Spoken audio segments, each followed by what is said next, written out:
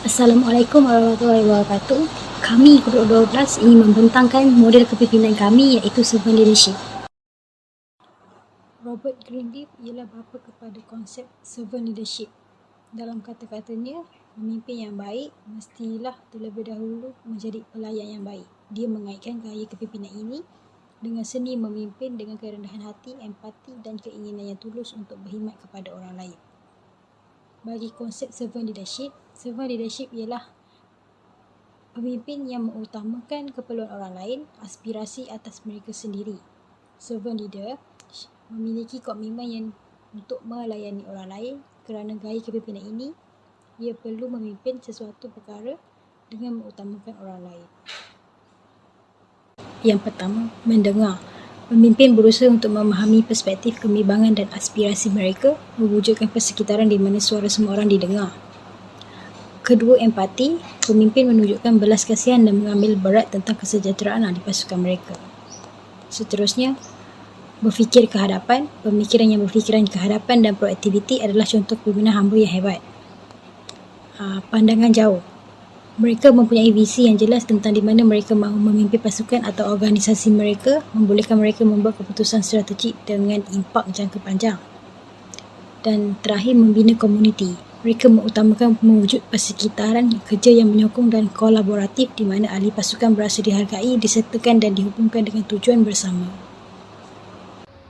Seterusnya ialah kumpulan yang dipengaruhi, iaitu guru besar dan warga pendidik. Contoh terbaik kepimpinan servant leadership di persekitaran sekolah ialah peranan guru besar yang merangkumi prinsip kepimpinan servant dalam interaksi mereka dengan pengajar dan kaki tangan sekolah. Kaedah yang dipengaruhi adalah menunjukkan kepimpinan yang memberi manfaat kepada organisasi dan menunjukkan layanan yang adil dan menggunakan kemahiran mendengar dengan jelas. Seterusnya ialah menentukan gerak kerja. Yang pertama ialah mengutamakan ahli. Servant leadership mengutamakan keperluan dan kesejahteraan ahli pasukan mereka. Mereka memberi tumpuan kepada pembangunan dan memperkasakan pekerja mereka serta memastikan pertumbuhan dan kejayaan mereka berada di barisan hadapan dalam keputusan kepimpinan. Yang kedua ialah pandangan masa depan. Tunjang ini menunjukkan kepentingan visi dan pemikiran jangka panjang. Servant leadership mempunyai visi yang jelas tentang masa depan dan berusaha untuk menyelaraskan pasukan mereka dengan misi dan nilai organisasi. Yang ketiga ialah pemikir sistem. Servant leadership memahami sistem, perhubungan dan proses organisasi. Mereka menganggap kesan yang lebih luas daripada keputusan dan tindakan mereka terhadap organisasi secara keseluruhan. Dan yang keempat ialah pembuat keputusan beretika. Pengambilan keputusan beretika adalah asas servant leadership. Pemimpin menilai implikasi etika pilihan dan mengutamakan kebaikan organisasi. Seterusnya ialah kelebihan dan kekurangan servant leadership. Kelebihan yang pertama ialah peningkatan kepuasan kerja. Ia sentiasa mengutamakan keperluan dan pembangunan ahli pasukan. Yang kedua ialah peningkatan kesetiaan dan juga penlibatan, iaitu dengan mempunyai hubungan yang kukuh dengan ahli pasukan. Yang ketiga ialah pembangunan kepercayaan, iaitu pemimpin sentiasa menyokong ahli pasukannya. Dan yang terakhir ialah peningkatan inovasi, iaitu dengan mewujudkan pemikiran yang kreatif. Bagi kekurangan pula, ialah yang pertama, kesukaran dalam membuat keputusan yang tegas dan cepat. Yang kedua ialah potensi eksploitasi, iaitu terlalu fokus pada perkhidmatan. Dan yang terakhir ialah kesukaran membina struktur dan disiplin. Seterusnya ialah memupuk hubungan bagi menangani isu berkaitan dengan sumber luaran. Yang pertama, kurang kejelasan dalam jangkaan dan tugas. Kepimpinan hamba lebih menumpukan pada memenuhi keperluan dan kebajikan ahli pasukan. Yang kedua, perbezaan dalam memotivasikan individu. Dalam satu pasukan, ahli mungkin mempunyai motivasi yang berbeza. Mempraktikkan kepimpinan hamba memerlukan pemimpin memahami dan menghargai perbezaan ini. Yang ketiga ialah kesukaran mengurus masa dan keutamaan. Kepimpinan hamba mengutamakan sokongan dan bantuan ahli pasukan, tetapi ia juga boleh menjadi cabaran dalam mengurus masa dan mengekalkan produktiviti. Yang keempat, kekurangan accountability. Jika tiada sistem yang berkesan untuk memastikan setiap ahli bertanggungjawab terhadap prestasi mereka, kekurangan accountability boleh membawa kepada prestasi yang tidak memuaskan dan menjejaskan produktiviti. Seterusnya adalah isu berkaitan dengan kepimpinan serven dalam institusi pendidikan iaitu sekolah. Yang pertama, kewajipan yang bercanggah. Guru besar mungkin menghadapi masalah untuk memenuhi keperluan pelajar kaki tangan dan pentadbiran sekolah. Mereka perlu mengimbangi keinginan orang lain dan keperluan untuk mengekalkan ketenteraman dan memastikan dasar sekolah dipatuhi. Yang kedua, kekangan masa. Kepimpinan serven memerlukan masa dan tenaga yang banyak. Guru besar perlu bersedia untuk mendengar keperluan kaki tangan, memberi sokongan dan membina hubungan yang baik. Disebabkan masa yang terhad, isu ini jika tidak dititikberatkan boleh menyebabkan masalah dalam pelestarian pendidikan. Yang ketiga adalah kelasterian. Kepimpinan serven boleh menjadi sukar untuk dikekalkan dalam jangka masa panjang. Guru besar mungkin mengalami tekanan kerana sentiasa meletakkan keperluan kaki tangan terlebih dahulu. Mereka mungkin perlu mencari cara untuk mengimbangi kesejahteraan mereka sendiri dengan komitmen mereka untuk berkhidmat kepada orang lain. Maqasid syariah ialah makna dan tujuan yang hendak dicapai oleh syarak dalam mensyariatkan sesuatu hukum bagi kemaslahatan umat manusia. Aplikasi maqasid syariah dalam memelihara nyawa, meningkatkan kemahiran berfikir dan menyelesaikan masalah, kebolehan kerja dalam pasukan serta etika dan rohani. Menerapkan sifat integrasi dalam masyarakat dan hormat menghormati dalam kalangan pelajar. Kesimpulannya, jika perkara ini dapat diaplikasikan, ia dapat melancarkan sistem pendidikan di sekolah serta memudahkan pelajar menerima ilmu yang diberi oleh guru.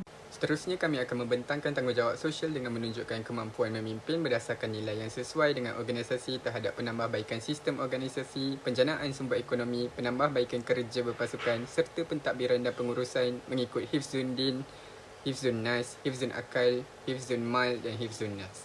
Hifzun Din boleh diaplikasikan melalui penjadualan aktiviti agama seperti bacaan Al-Quran, aktiviti solat pada tiap minggu dan pemastian kesesuaian jadual dengan ibadah seperti mengatur jadual harian, waktu solat dan perayaan keagamaan. Hifzun Nas boleh diaplikasikan dengan sokongan kesejahteraan emosi seperti menawarkan program perkhidmatan kepada staf dan pelajar serta keseimbangan hidup, contohnya menyeimbangkan waktu pekerja dan waktu berehat individu. Hifzun Akal pula boleh diaplikasikan dengan membangunkan sistem pengurusan masa yang efisien serta memberikan peluang pembelajaran dan latihan kepada staf.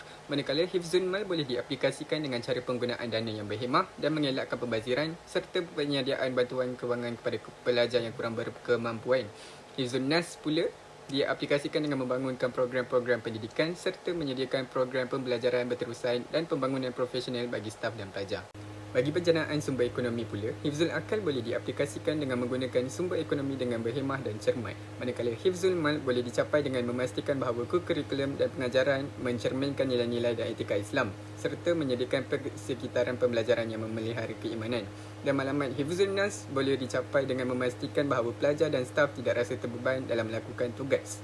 Selain itu, Hifzun Al diguna pakai dengan memastikan setiap pelajar diberi peluang yang sama serta memastikan kesaksamaan dalam peluang pendidikan. Dan akhir sekali, Hifzun Ad-Din diaplikasikan dengan menyediakan persekitaran pembelajaran yang memelihara keimanan pelajar serta memastikan pelindungan terhadap kebebasan agama. Seterusnya, Hifzun Nas diaplikasikan dengan memperhatikan kesejahteraan mental dan emosi pasukan dan menyediakan akses bimbingan seperti sesi kaunseling. Hifzun Akal pula diaplikasikan dengan menyusun strategi kerja berpasukan serta memberikan peluang untuk pembangunan profesional melalui latihan dan pembelajaran. Akhir sekali, Hifzun Din boleh diaplikasikan dengan menjamin bahawa aktiviti dan keputusan selaras dengan etika dan moral Islam dengan memastikan keadilan, integriti dan kebenaran dalam kerja berpasukan untuk memelihara reputasi institusi pendidikan. Manakala bagi Hifzun Adil diguna pakai dengan membahagikan tugasan dan tanggungjawab secara sama rata dan menilai prestasi ahli pasukan dengan betul. Selain itu, pemeliharaan harta iaitu Hifzul Mal diguna pakai dengan meminimalkan pembaziran dan mengamalkan praktik pengurusan sumber dengan baik serta mempertimbangkan pengurusan sumber daya kewangan dan fizikal. Seterusnya beralih kepada penambahbaikan kerja pasukan bermula dengan Hifzun Al-Akal melalui pengelakan daripada memberikan tekanan yang tidak perlu pada staf dalam tugas-tugas pentadbiran serta memberikan latihan dan bimbingan kepada staf dalam kemahiran pengurusan masa. Manakala Hifzun Mal pula ditentukan dengan pengurusan kewangan yang bijak serta menerapkan pengurusan wang yang sistematik. Dan akhir sekali, Hifzun Din diaplikasikan dengan mempromosikan amalan yang memelihara keimanan dan akhlak. Seterusnya, Hifzun Nas menjana program pembangunan profesional yang memastikan warisan institusi diteruskan kepada generasi mendatang serta memastikan pemindahan ilmu pengetahuan. Akhir sekali, Hifzun Nas diaplikasikan dengan menyediakan sokongan dan perkhidmatan kesejahteraan mental di institusi pendidikan serta melibatkan latihan dan kesedaran untuk menyediakan persekitaran yang selamat dan bebas risiko. Seterusnya, cadangan penyelesaian tanggungjawab sosial dengan isu masalah organisasi berdasarkan masalah pengurusan berasaskan maqasid. Yang pertama ialah merancang pengurusan masa yang lebih baik seperti memastikan waktu untuk ibadah, pembelajaran agama dan keluarga diberi keutamaan dalam jadual harian. Kedua, penyelesaian bagi kewajipan yang bercanggah ialah dengan menyusun prosedur yang selaras dan mempertimbangkan nilai-nilai Islam. Dan yang ketiga, mewujudkan pembangunan kesedaran dalam komuniti, melaksanakan program maqasid serta mendorong pemahaman kewajipan ke atas seseorang individu. Yang keempat ialah memastikan pengurusan kewangan institusi mengikut prinsip-prinsip maqasid syariah seperti mengelakkan riba dan melibatkan zakat. Dan seterusnya ialah mewujudkan program pengurusan yang menghormati prinsip-prinsip maqasid syariah seperti menjaga alam sekitar dan mengelakkan pembaziran sumber. Dan akhir sekali, mengurus penglibatan komuniti dalam pemecahan masalah seperti mengadakan perbincangan dan konsultasi dengan pihak berkepentingan bersama komuniti untuk mendengar dan memahami isu-isu yang berkaitan lalu membangunkan solusi berdasarkan nilai-nilai maqasid syariah.